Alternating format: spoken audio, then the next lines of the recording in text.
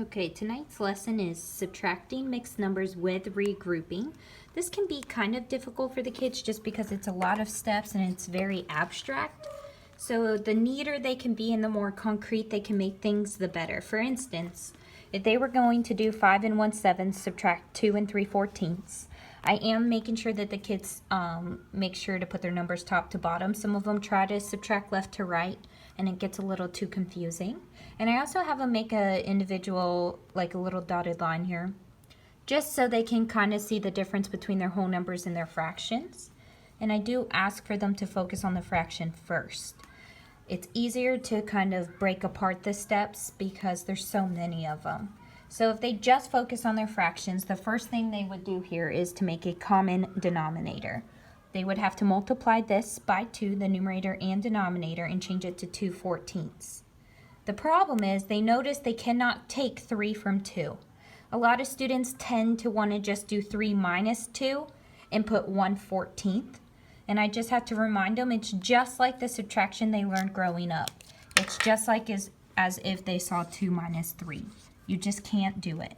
Negative integers is for middle school. So over here, if they can't take 3 from 2, I try to remind them, just like your basic knowledge of subtraction, you would go next door and borrow, and in this case, they would go over their dotted line and borrow from their whole number.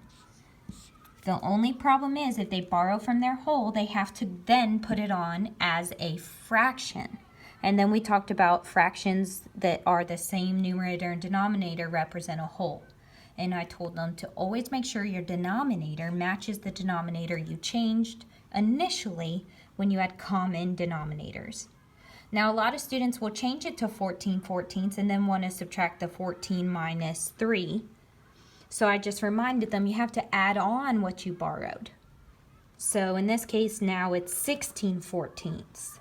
Once you add on what you borrowed, then you can subtract 16, take away that 3. Which gives us 13/14, and then back to our wholes. Now we have 4 minus 2 because we had borrowed, which leaves us with 2 and 13/14 as our answer.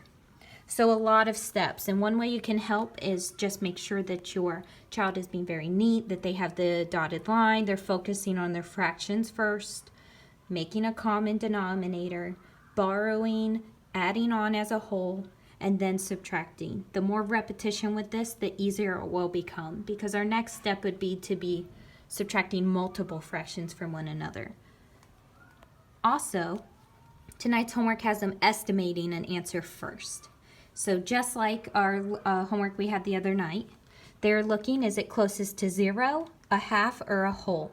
So first, to estimate, this would round to just 5, because 1/7 is closest to 0, because half would be 3.5. And 3/14 would be closest to 0 as well, because half of 14 is 7. So therefore, if they estimated the difference here, they would get just 3, because this would round to 5, this would round to 2, because these would become 0. If it was 6/14, it would round to a half, and then it would be 5 minus 2.5.